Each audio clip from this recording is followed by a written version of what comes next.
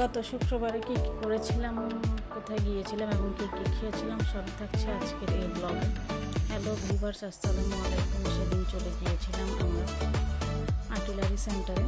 সেখান থেকে আমরা কিছুক্ষণ হাঁটছিলাম, ঘুরে ঘুরে সবখানে দেখছিলাম। সেদিন শুক্রবারে সবখানে খুব ক্রাউড ছিল। তারপর বরপুলে চলে গেলাম, সেখানে বনফায়ারে ইয়েলো বিল্ডিংয়ের অপোজিটে বনফায়ারে চলে গেলাম এবং সেখানে গিয়ে আমরা সবাই বসলাম, কিছু